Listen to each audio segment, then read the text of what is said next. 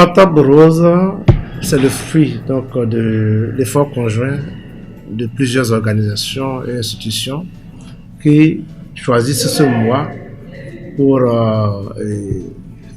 sensibiliser dans le dépistage donc, du cancer du col, sensibiliser les femmes, les orienter si éventuellement au cours de cette sensibilisation, il y avait quand même des femmes qui sont susceptibles d'aller au cours des dépistages, des femmes qui présentent des lésions précancéreuses ou suspectes, de les orienter, de les accompagner dans la prise en charge de la maladie. S'agissant des signes du cancer du sein, je pense qu'il faudrait quand même que nous parlions d'abord du dépistage.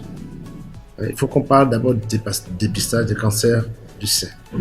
Alors, le dépistage, comme cela s'entend, le dépistage, c'est une technique, c'est quelque chose, un processus qui consiste donc à examiner, à voir des femmes qui sont apparemment saines et pour rechercher les signes précoces donc de cancer du sein.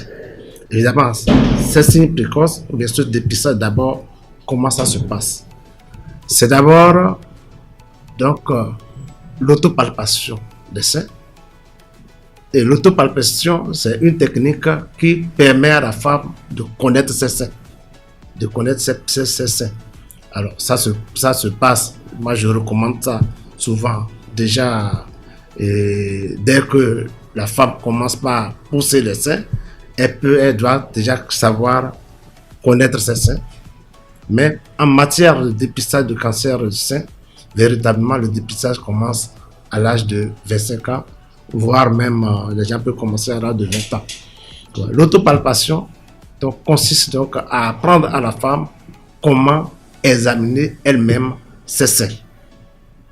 Donc, ça consiste donc à demander à la femme de regarder les seins, de se mirer, de regarder ses seins, voir comparer les deux seins, vous voyez, de les toucher pour voir éventuellement s'il y a des boules qu'elle peut remarquer dans les seins, donc de faire tout ça là, et même ça va jusqu'à l'examen donc des aisselles pour voir s'il n'y a pas éventuellement une boule qui signerait quelque chose.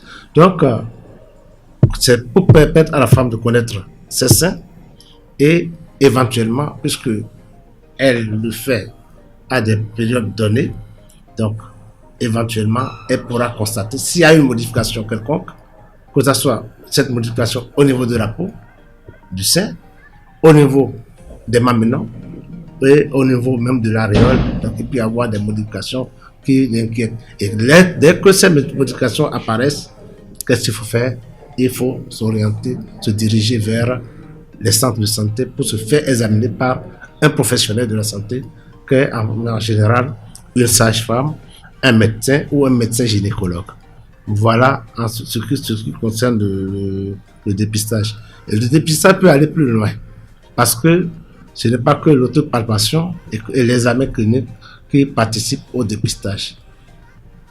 Quand il y a une lésion suspecte, on oriente donc la femme vers ce que nous appelons la mammographie, c'est-à-dire la radiographie du sein, des seins, pour voir si éventuellement il y a quelque chose qui cloche, un début, pour pouvoir quand même vraiment prendre en charge cette femme. Mais la mammographie peut être recommandée chez les femmes à partir de 50 ans, entre 50 et 74 ans. On recommande aux femmes de faire la mammographie de manière systématique pour éventuellement déceler une petite lésion qui pouvait plus tard évoluer vers le cancer du sein.